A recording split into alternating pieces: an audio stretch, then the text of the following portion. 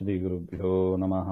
ಕಾಂತಾಯ ಕಲ್ಯಾಣಗುಣೈಕಧಾಮ್ನೇ ನವದ್ಯುನಾಥಪ್ರತಿಮಪ್ರಭಾಯ ನಾರಾಯಣಾಯ ಅಖಿಲಕಾರಣಾಯ ಶ್ರೀಪ್ರಾಣನಾಥಾಯ ನಮಸ್ಕರೋಮಿ. ಶ್ರೀಮದ್ ಸಮುದ್ರ ವಿಜಯ ಷಷ್ಠ ಸರ್ಗದಲ್ಲಿ 53ನೇ ಶ್ಲೋಕ. ಆಶ್ರಮೇ ನಿಜ ಜನಾನಿಹ ದೃಷ್ಟ್ವಾ ತಂ ಪ್ರಸಾದ ಮಹಿಮಾನಮಮುಷ್ಯ ಪ್ರೋಚ್ಯ ತತ್ಪ್ಲವನಮಪ್ಯತಿ ಚಿತ್ರಂ ತಸ್ಯ ತೈ ಸಹ ಸದಾ ಸ್ಮರದೇಶಃ. ಅಂದರೆ ಆಚಾರ್ಯರು ತಾವು ಉತ್ತರ ಬದರಿಗೆ ಹೋದಾಗ ಸತ್ಯತೀರ್ಥರು ಎಂಬ ಅವರ ಶಿಷ್ಯರು ಅವರನ್ನು ಹಿಂಬಾಲಿಸಿದರು. ಆಚಾರ್ಯರು ಕೈಯಿಂದ ಸನ್ನೆಯನ್ನು ಮಾಡಿದಾಗ ತಮ್ಮ ಆಶ್ರಮಕ್ಕೆ ಅವರು ಬಂದರು ಹಾಗೆ ಅಂತ ನಾವು ನೋಡಿದ್ದೀವಿ. ಆ ಏಷಃ ಅಂದರೆ ಸತ್ಯತೀರ್ಥ ಪದವಿಭಾಗಿ ಹೀಗಿದೆ. ಆಶ್ರಮೇ ನಿಜ ಜನಾನ್ ಇಹ ದೃಷ್ಟ್ವಾ ತಂ ಪ್ರಸಾದ ಮಹಿಮಾನಂ ಅಮುಷ್ಯ ಪ್ರೋಚ್ಯ ತತ್ಪ್ಲವನಂ ಅಪಿ ಅತಿಚಿತ್ರಂ ತಸ್ಯ ತೈಃ ಸಹ ಸದಾ ಅಸ್ಮರತ್ ಏಷಃ. ಏಷಃ ಸತ್ಯತೀರ್ಥಃ ಇಹ ಆಶ್ರಮೇ ಅಂದರೆ ಅನಂತ ಮಠದಲ್ಲಿ ನಿಜ ಜನಾನ್ ದೃಷ್ಟ್ವಾ ತಮ್ಮ ತಮ್ಮ ಗೆಳೆಯರು ಅವರನ್ನೆಲ್ಲ ನೋಡಿ, ತಮ್ಮ ಜೊತೆಗೆ ಬಂದವರು ಆಚಾರ್ಯರ ಶಿಷ್ಯರು ಅಂತ ಯಾರಿದ್ರೋ ಅವರೆಲ್ಲರನ್ನು ನೋಡಿ, ತಂ ಅಮುಷ್ಯ ಪ್ರಸಾದ ಮಹಿಮಾನಂ ತನ್ನಲ್ಲಿ ಮಾಡಿದ ಅಪಾರ ಒಂದು ಅನುಗ್ರಹ, ಅಪಾರ ಮಹಿಮೆ, ಆಚಾರ್ಯರ ಮಹಿಮೆ ಅದು ಅಪಾರವಾದದ್ದು ಅಂತ ಕಣ್ಣಾರೆ ಕಂಡೆ, ಅನುಭವಿಸಿ ಕಂಡೆ ಅಂತ ಹೇಳ್ತಾರೆ ನೋಡಿ. ಎಕ್ಸ್ಪೀರಿಯನ್ಷಿಯಲ್ ಅಂತಾರೆ ನೋಡಿ, ಆ ಥರ ಇದು. ಆ ಥರ ಅನುಭವಿಸಿ ಕಂಡೆ ಅಂತ ಪ್ರೋಚ್ಯ ಅದನ್ನು ಹೇಳಿ, ಅತಿಚಿತ್ರಂ ತತ್ ಪ್ಲವನಮಪಿ. ಆಚಾರ್ಯರ ನಡಿಗೆ ಇದು ನೋಡಿ, ನಡಿಗೆ ಎಲ್ಲ ಅದು ಗಮನಕ್ರಿಯೆ, ಅದು ಹಾರಿಕೊಂಡು ಹೋಗ್ತಾರೆ ಅವರು ಹಾಗೆ ಅಂತ. ಅತಿಚಿತ್ರಂ ತತ್ ಪ್ಲವನಮಪಿ ಪ್ರೋಚ್ಯ ಅದನ್ನು ಕೂಡ ಹೇಳಿ ತಮ್ಮ ಶಿಷ್ಯರಿಗೆಲ್ಲ. ಆಚಾರ್ಯರು ತನಗೆ ಮಾಡಿದ ಅನುಗ್ರಹ ಕೈ ಸನ್ನೆಯಿಂದ ಇಲ್ಲಿ ಬಂದದ್ದು, ಮತ್ತು ಆಚಾರ್ಯರು ಹೇಗೆ ಬದರಿಗೆ ಹೋದರು ಎಂಬ ಒಂದು ಅದನ್ನು ಕೂಡ ಕಂಡ್ರು. ಆ ಎರಡನ್ನೂ ಕೂಡ ತೈಹಿ ನಿಜೈಹಿ ತಸ್ಯ ಅಸ್ಮರತ್ ಈ ರೀತಿಯಾಗಿ ಹೇಳಿ ಶ್ರೀ ಮಧ್ವಾಚಾರ್ಯಂ ಅಸ್ಮರತ್ ಮಧ್ವಾಚಾರ್ಯರನ್ನ ಸ್ಮರಿಸಿಕೊಂಡ್ರು ಅಂತ ಹೇಳ್ತಾರೆ. ಅಂದ್ರೆ ಏನದು ತನಗೆ ಮಾಡಿದ ಅನುಗ್ರಹ ಅಂದ್ರೆ ಏನು ಎಂಬುದನ್ನ ಬಿಡಿಸಿ ಹೇಳ್ತಾರೆ. ಪ್ರಸಾದಸ್ಯ ಸ್ವಸ್ಮಿನ್ ಕೃತಸ್ಯ ಸತ್ಯತೀರ್ಥರಲ್ಲಿ ಮಾಡಿದ ಮಹಾ ಅನುಗ್ರಹ ಅಂದ್ರೆ ಏನು ಹಾಗೆಂದ್ರೆ, ಮುಹೂರ್ತ ಮಾತ್ರೇನೈವ ಅತಿ ದೂರಮಾರ್ಗ ಅತಿಕ್ರಮಣ ರೂಪಸ್ಯ ಅನುಗ್ರಹಸ್ಯ ಮಹಿಮಾನಂ ಮಾಹಾತ್ಮ್ಯಂ. ಅದೇನು ಬೆಳಿಗ್ಗೆಯಿಂದ ಹೊರಟು ಹೋಗಿದ್ದಾರೆ, ಸೂರ್ಯೋದಯ ಆಗದಿಂದ ಹೊರಟದ್ದು, ಸಾಯಂಕಾಲ ಸೂರ್ಯ ಅಸ್ತ ಆಗ್ತಾ ಬಂತು. ಆ ದಿವಸದಲ್ಲಿ ಅಂದ್ರೆ ಆಲ್ಮೋಸ್ಟ್ 10 to 12 hours ಅಂತ ಇಟ್ಟುಕೊಳ್ಳೋಣ, ಅಷ್ಟು ದೂರ ಹೋಗಿದ್ದನ್ನ ಒಂದು ಮುಹೂರ್ತ ಕಾಲದಲ್ಲಿ ಆಶ್ರಮದಲ್ಲಿ ಎಲ್ಲಿ ತೊಡಗಿದ್ರು ಅಲ್ಲೇ ಬರುವಂತೆ ಮಾಡಿದರು ಆಚಾರ್ಯರು. 10 ದಿವಸ ತಾವು ನಡ್ಕೊಂಡು ಹೋಗಿದ್ರು ಸತ್ಯತೀರ್ಥರು. ಆಚಾರ್ಯರು ಯಾವಾಗ ಕೈ ಸನ್ನೆ ಮಾಡಿದ್ರು ಒಂದು ಮುಹೂರ್ತ ಕಾಲದಲ್ಲಿ ತಾವು ಎಲ್ಲಿಂದ ಹೊರಟರು ಅಲ್ಲಿ ಬಂದ್ಬಿಟ್ರಂತೆ. ಅಂದ್ರೆ ಆ 10 hours ಏನು ಓದೋ ಜಾಗ ಇದೆಲ್ಲ ಅದನ್ನೆಲ್ಲ ರಿವರ್ಸ್ ಮಾಡಿಕೊಂಡು ತಾವು ಹೊರಟ ಜಾಗಕ್ಕೆ ಬಂದರು ಹಾಗೆ ಅಂತ. ಇದು ಆಚಾರ್ಯರು ತನಗೆ ಮಾಡಿದ ಅನುಗ್ರಹ ಅಂತಾರೆ ಸತ್ಯತೀರ್ಥರು. ನೋಡಿ, ತಿರ್ಗಾ 10 ತಾಸು ನಡ್ಕೊಂಡ್ ಬಂದ್ರೆ ಆಗ್ತದ ನಮಗೆ? ಎಷ್ಟು ಟೈಮ್ ಆಗಬೇಕಾಗಿತ್ತು ನೋಡಿ. ಅಷ್ಟು ಶಾರ್ಟ್ ಆಗಿ ತಂದು ಶ್ರಮ ಆಗದೆ ಸುರಕ್ಷಿತವಾಗಿ ತಂದು ಸೇರಿಸಿದ್ರಲ್ಲ. ರಾತ್ರಿ ಬಂದ್ರೆ ತಿರ್ಗ 10 ತಾಸು ರಾತ್ರಿ ಹೊತ್ತು ಬರ್ಲಿಕ್ಕೆ ಆಗ್ತದ? ಸೂರ್ಯ ಮುಳುಗಿ ಆಯ್ತು ಆಲ್ರೆಡಿ, ಬರ್ಲಿಕ್ಕೆ ಆಗ್ತದ? ಆ ಟೈಮು, ಆ ಫಾಸ್ಟು, ಅದು ವಾಯು ವೇಗ ಅಂತ ಹೇಳ್ತಾರೆ ನೋಡಿ. ಅದು ವಾಯುದೇವರು ಮಧ್ವಾಚಾರ್ಯರು ತನಗೆ ಮಾಡಿದ ಅನುಗ್ರಹ ಅಂತ ಹೇಳ್ತಾರೆ. ಆಶ್ಚರ್ಯ. ಮಧ್ವಾಚಾರ್ಯಸ್ಯ ಪ್ಲವನಂ, ಆಚಾರ್ಯರ ಮತ್ತೊಂದು ಅನುಗ್ರಹ ಅಂದ್ರೆ ಏನು? ಆಪ್ಲುತ್ಯ ಗಮನಂ. ಅದು ಜಂಪ್ ಮಾಡಿಕೊಂಡು ಹೋಗೋದಂತ, ಶಿಖರದಿಂದ ಶಿಖರಕ್ಕೆ ಜಂಪ್ ಮಾಡಿಕೊಂಡು ಹೋದ್ರು ಅಂತ ಹೇಳ್ತಾರೆ. ಅಂತಹ ಅದ್ಭುತವಾದ ಆಚಾರ್ಯರ ಮಹಿಮೆಯನ್ನ ಕಣ್ಣಾರೆ ಕಂಡೆ ನಾನು ಹಾಗೆ ಅಂತ. ಯಾಕಂದ್ರೆ ಬೇರೆ ಎಲ್ಲಿ ಹೋಗ್ಲಿಕ್ಕೆ ಸಾಧ್ಯ ಇಲ್ಲ, ಅದು ಬದರಿಯಲ್ಲೇ ಆಗಬೇಕು, ಬೇರೆ ಕಡೆ ಮಾಡ್ಲಿಕ್ಕೂ ಬರೋದಿಲ್ಲ ಇಂಥದ್ದೆಲ್ಲ. ಆಚಾರ್ಯರು ಅಲ್ಲಿ ಮಾಡಿ ಅವರನ್ನು ಅನುಗ್ರಹಿಸಿದರನ್ನ ಸ್ಮರಿಸಿಕೊಂಡ್ರು. ಮಧ್ವಾಚಾರ್ಯ ಗಮನಾನಂತರಂ ಶಿಷ್ಯಾಹ ನಿತ್ಯಂ ಮಧ್ವಾಚಾರ್ಯಂ ಸ್ಮರಂತಹ ತತ್ರಾವಸನ್ ಇತಿ ಭಾವ. ಆಚಾರ್ಯರು ಅಲ್ಲಿಂದ ಹೊರಟು ಹೋದ ಮೇಲೆ ಶಿಷ್ಯರೆಲ್ಲ ಅಲ್ಲೇ ನಿತ್ಯ ಮಧ್ವಾಚಾರ್ಯರನ್ನ ಕ್ಷಣ ಕ್ಷಣಕ್ಕೂ ಸ್ಮರಿಸ್ತಾ ಅಲ್ಲೇ ಇದ್ರು ಅಂತ ಹೇಳ್ತಾರೆ.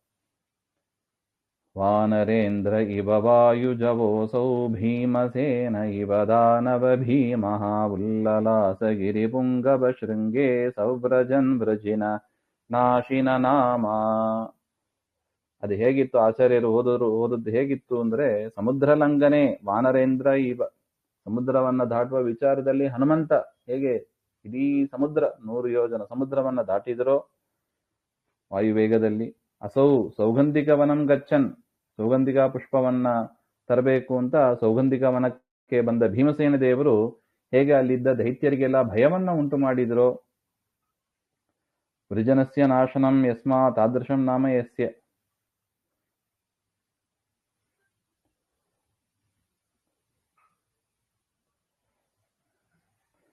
ಅದೇ ರೀತಿಯಾಗಿ ಈ ಮಧ್ವಾಚಾರ್ಯರು ಕೂಡ ಗಿರಿಪುಂಗವ ಶೃಂಗೇ, ಗಿರಿಪುಂಗವ ಅಂದ್ರೆ ಪರ್ವತದ ಶ್ರೇಷ್ಠವಾದ ಪರ್ವತ, ಅದರ ಅಗ್ರಭಾಗ, ಶೃಂಗ ಅಂದ್ರೆ ಶಿಖರ ಅಂತ ಅರ್ಥ. ಅದೇ ಆ ಶೃಂಗದ ಆ ಒಂದು ಶೃಂಗದಿಂದ ಇನ್ನೊಂದು ಶೃಂಗ, ಹೆಸರೇ ನೋಡಿದೆ, ಶತಶೃಂಗ ಅಂತ ಹಿಂದೆ ಪ್ರಸಿದ್ಧ ಇತ್ತು. ಅದಕ್ಕೆ 100 ಶಿಖರಗಳು. ಅಲ್ಲಿ ಹೋಗುತ್ತಾ ವೃಜಿನ ನಾಶಿನ ನಾಮ, ವೃಜಿನ ಅಘ, ಆ ಪಾಪವನ್ನ ನಾಶ ಮಾಡತಕ್ಕದ್ದು. ಆಚಾರ್ಯರ ಹೆಸರನ್ನ ಹೇಳಿದರೆ ಸಾಕು, ನಮ್ಮ ಪಾಪ ಎಲ್ಲ ನಾಶವಾಗುತ್ತಂತೆ. ಅಂತಹ ಹೆಸರು ಇರತಕ್ಕ ಶ್ರೀಮನ್ ಮಧ್ವಾಚಾರ್ಯರು, ಸಹ ಮಧ್ವಾಚಾರ್ಯ ಉಲ್ಲಲಾಸ, ಶೋಭಿಸ್ತಾ ಇದ್ರು. ಅವ್ರಿಗಲ್ಲಿ ಓದಿದ್ರಿಂದ ಯಾವ ಶ್ರಮ ಆಗಲಿ, ಯಾವ ಹಾನಿ ಆಗಲಿ, ಯಾವ ಭಯ ಆಗಲಿ. ಭಯ ಬರ್ತದ ಅಂತ ಕೇಳಿದ್ರೆ ಅದಕ್ಕೆ ಈ ಉದಾಹರಣೆ ಎಲ್ಲ ಕೊಟ್ಟಿದ್ದು. ಶ್ರಮ ಆಗ್ತದ, ಭಯ ಆಗ್ತದ ಹಾಗೆಂದ್ರೆ ಹನುಮಂತ ದೇವರಿಗೆ ಭಯ ಆಗಿತ್ತೇನು 100 ಯೋಜನ ಸಮುದ್ರ ದಾಟಿದ್ದಕ್ಕೆ? ಇಲ್ಲ. ಅದೇ ತರ ಪರ್ವತದಲ್ಲಿ ಹೋದಾಗಲೂ ಕೂಡ ಭಯ ಇಲ್ಲ, ಶ್ರಮ ಆಗಲಿಲ್ಲ.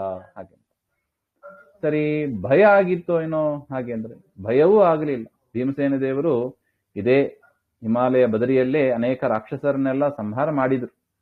ಅಂತಹ ಭೀಮಸೇನ ದೇವರ ಅವತಾರ ಮಧ್ವಾಚಾರ್ಯರು. ಅವರಿಗೆ ಎಲ್ಲಿಂದ ಭಯ?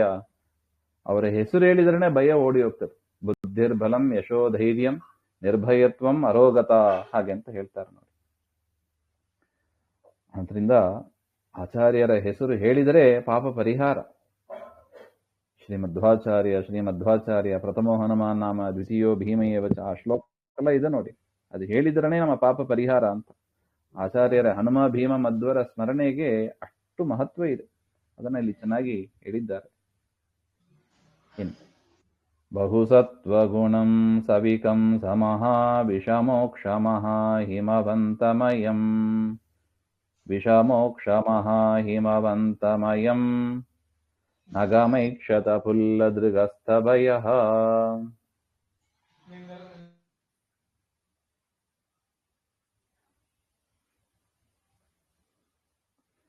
ಬಹುಸತ್ವಗುಣಂ ಸವಿಕಂ ಸಮಃ ವಿಷಮೋಕ್ಷಮಃ ಹಿಮವಂತಮಯಂ, ವಿಷಮೋಕ್ಷಮಃ ಹಿಮವಂತಮಯಂ ನಗಂ ಐಕ್ಷತ ಪುಲ್ಲದೃಕ್ ಹಸ್ತಭಯಃ.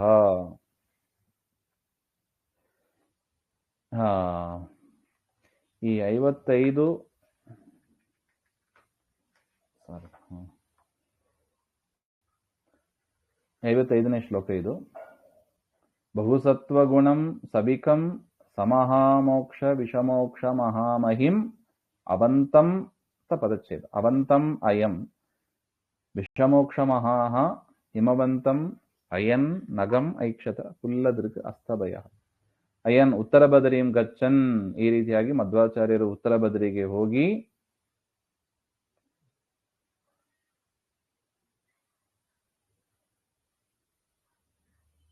ವಿಷಮೋಕ್ಷ ಮಹಾಹ ನ ವಿದ್ಯತೆ ಸಮಾಯಸ್ಯ ಅಸೌ ವಿಷಮಃ ಅಸಮಃ ಬಲೀವರ್ಧಃ ವಿಷಮೋಕ್ಷಃ.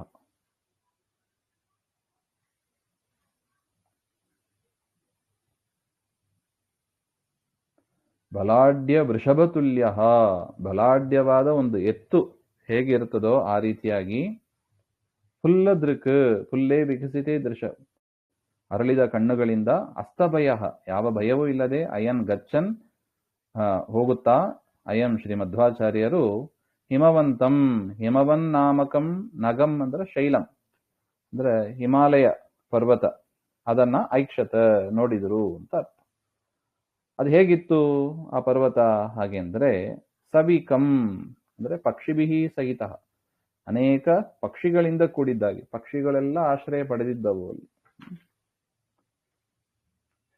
ಸಮಹಾ ವಿಷಮೋಕ್ಷ ಮಹಾಮಹಿಂ, ಮಹದ್ ಅತ್ಯುಗ್ರವಾದ ವಿಷ ತುಂಬಿದ ಮಹಾವಿಷ,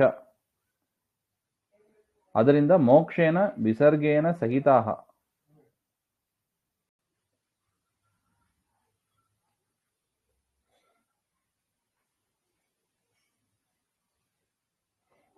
ಅಂದ್ರೆ ಉಗ್ರವಾದ ವಿಷದಿಂದ ಕೂಡಿದ್ದು ಯಾವುದು? ಸರ್ಪಗಳು.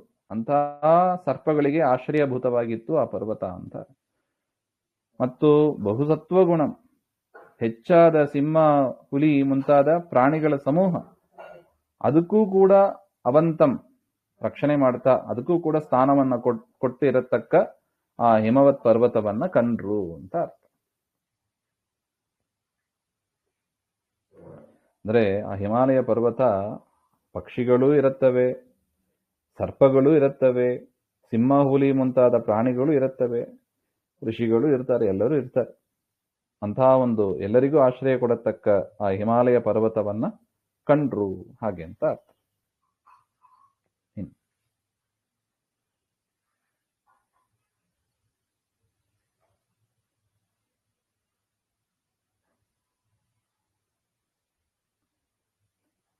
ಸುಹಸಿತ ಕಮಲಾಕರೋಪಗೂಢಂ ಸುಜನ ಸುಖಾರ್ಥಮನಂತ ಭೋಗಶಯ್ಯಂ ವಿಕಸಿತ ಸುಮನೋ ಘಟಾಗಮುಚ್ಚಂ ಮರಕತ ರತ್ನಮಯಸ್ಥಲಾಗ್ರ್ಯಶೋಭಂ.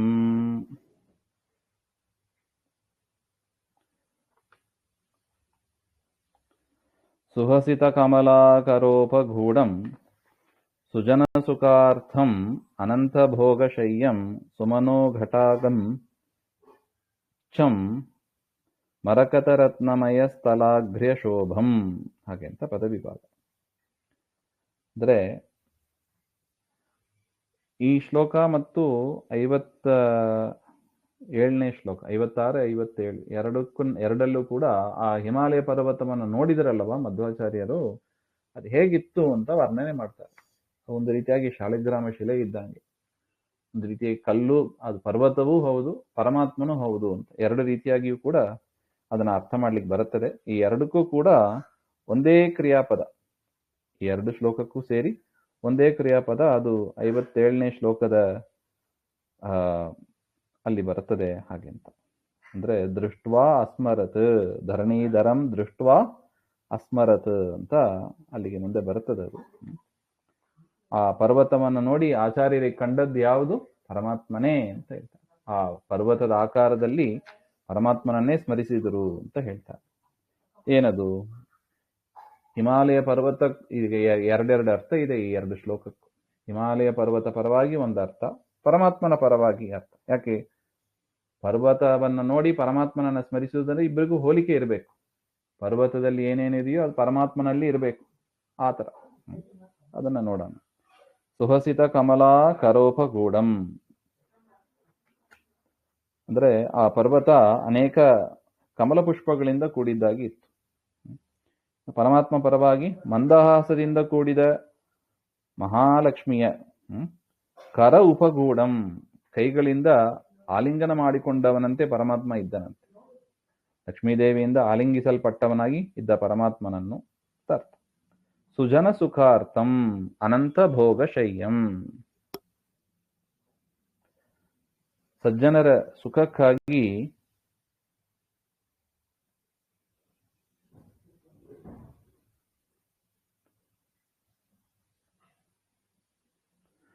ಅಪರಿಮಿತವಾದ ಭೋಗಗಳು ಇರತಕ್ಕ, ಭೋಗ ಪದಾರ್ಥಗಳು ಅನೇಕ ಅಲ್ಲಿ ಇದೆ ಹಾಗೆ ಅಂತ ಹೇಳ್ತಾರೆ. ಅದೇ ತರ ಪರಮಾತ್ಮನ ಪರವಾಗಿ ಶೇಷದೇವರ ಮೇಲೆ ಮಲಗಿರುವ ಪರಮಾತ್ಮನನ್ನು ಅಂತ ಅರ್ಥ. ವಿಕಸಿತ ಸುಮನೋ ಘಟಾಗಂ, ವಿಕಸಿತ ಸುಮನೋ ಘಟಾಗಂ ಅಂತ ಇದೆ. ಅಂದರೆ ವಿಶಾಲವಾದ ಪುಷ್ಪಗಳ ಸಮೂಹದಿಂದ ಕೂಡಿದ ಅಂತ ಅರ್ಥ. ಪರ್ವತದಲ್ಲಿ ಪರಮಾತ್ಮನ ಪರವಾಗಿ ನೋಡಿದರೆ ಮಂದಹಾಸದಿಂದ ಕೂಡಿದ ದೇವತೆಗಳ ಸಮೂಹದಿಂದ ಕೂಡಿದವನಾದ ಪರಮಾತ್ಮನನ್ನು ಅಂತ ಅರ್ಥ. ಉಚ್ಚಂ ಅನಂತವಾದ ಉತ್ತಮವಾದ ಮರಕತರತ್ನ ಮಯಸ್ಥಲಾಘ್ರ್ಯ ಶೋಭಂ ಇಂದ್ರನೀಲ ಮಣಿಯಂತೆ ಮರಕತರತ್ನ ಅದ ಒಂದು ಮಣಿ ಅದು ಅದರಂತೆ ಅಘ್ರ್ಯ ಶೋಭಂ ಅದು ಹೇಗೆ ಪ್ರಕಾಶಮಾನವಾಗಿರುತ್ತದೆ ಆ ರೀತಿಯಾಗಿ ಕಾಂತಿಯುಕ್ತವಾಗಿ ಆ ಪರ್ವತವೂ ಇತ್ತು, ಪರಮಾತ್ಮನು ಹಾಗೆ ಇದ್ದ ಅಂತ ಹೇಳ್ತಾರೆ. ಅಂತ ಪರ್ವತವನ್ನ ಕಂಡು ಪರಮಾತ್ಮನನ್ನ ಸ್ಮರಿಸಿದರು ಅಂತ ಮುಂದಕ್ಕೆ ಅನ್ವಯ. ಇನ್ನು ಕೊನೆಯ ಶ್ಲೋಕದಲ್ಲಿ ತಥಾ ಆ ಸಮಯದಲ್ಲಿ ಪಾದೋಪಾಂತನಮನ್ ಮಹಾಮುನಿಗಣಂ ಹೇಮ ಪ್ರದೀಪ್ತಾಂಬರಂ ಶ್ರೀಮದ್ರತ್ನ ಕಲಾಪಂ ಅಗ್ರ್ಯಕಟಕೈಃ ವಿಭ್ರಾಜಿತಂ ಹಾಟಕೈಃ ದೃಷ್ಟ್ವಾ ತಂ ಧರಣೀಧರಂ ಸುವನಮಾಲೋಲ್ಲಾಸಿನಂ ಸುಂದರಂ ಸ್ವಾನಂದಾಕೃತಿಂ ಅಸ್ಮರತ್ ಮುರರಿಪುಂ ಸ್ವಾನಂದತೀರ್ಥಃ ತದಾ ಆ ಸಮಯದಲ್ಲಿ ಸ್ವಾನಂದತೀರ್ಥಃ ಆನಂದತೀರ್ಥ ಭಗವತ್ಪಾದಾಚಾರ್ಯರು ಪಾದೋಪಾಂತನಮನ್ ಮಹಾಮುನಿಗಣಂ ಆ ಪರ್ವತದಲ್ಲಿ ಮಹಾಮುನಿಗಳ ಸಮೂಹ ಇದೆ ಅಂತ ಪರ್ವತವನ್ನ ಕಂಡ್ರು ಅಂತ ಅರ್ಥ. ಮತ್ತು ಪರಮಾತ್ಮನ ಪರವಾಗಿ ಹೇಳುವುದಾದರೆ ಪರಮಾತ್ಮನ ಪಾದ ಕಮಲವನ್ನು ಆಶ್ರಯಿಸಿ ಅನೇಕ ದೇವತೆಗಳ ಸಮೂಹ ಇದೆ ಅಂತ ಪರಮಾತ್ಮನನ್ನು ಸ್ಮರಿಸಿದರು ಅಂತ ಅರ್ಥ.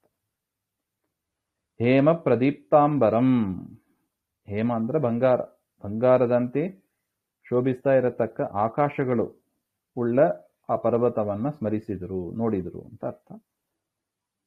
ಪರಮಾತ್ಮನ ಪರವಾಗಿ ಬಂಗಾರದಂತೆ ಶೋಭಿಸ್ತಾ ಇರುವ ವಜ್ರಾಯುಧ ಮುಂತಾದ ಆಯುಧಗಳನ್ನ ಧರಿಸಿದ ಪರಮಾತ್ಮನನ್ನ ಕಂಡ್ರು ಅಂತ ಅರ್ಥ. ಶ್ರೀಮದ್ ರತ್ನ ಕಲಾಪಂ ಅಂದರೆ ರತ್ನಗಳ ಸಮೂಹದಿಂದ ಕೂಡಿದ ಅಂತ ಅರ್ಥ. ಪರಮಾತ್ಮನ ಪರವಾಗಿ ರತ್ನಮಯವಾದ ಆಭರಣದಿಂದ ಕೂಡಿದ ಅಂತ ಅರ್ಥ. ಆಟಕೆ ಅಗ್ರ್ಯ ಕಟಕೈಹಿ ಬಂಗಾರದಂತ ಶ್ರೇಷ್ಠ ಶಿಖರಗಳು ಉಳ್ಳದ ಆ ಪರ್ವತವನ್ನ ಕಂಡ್ರು.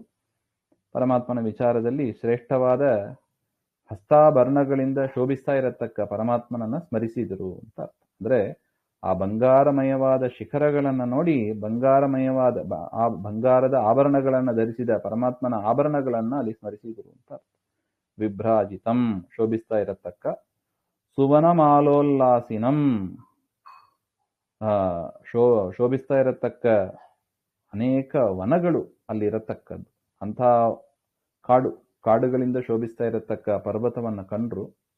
ಇನ್ನು ಪರಮಾತ್ಮನ ವಿಚಾರದಲ್ಲಿ ವನಮಾಲೆ ದೊಡ್ಡ ಮಾಲೆ ಇರ್ತದೆ ನೋಡಿ, ಆ ವನಮಾಲೆಯನ್ನ ಧರಿಸಿ ಶೋಭಿಸ್ತಾ ಇರತಕ್ಕ ಆ ಪರಮಾತ್ಮನನ್ನ ಸ್ಮರಿಸಿದರು ಅಂತ ಅರ್ಥ. ಸ್ವಾನಂದಾಕೃತಿಂ ಆನಂದದಿಂದ ಇರತಕ್ಕ ರೂಪ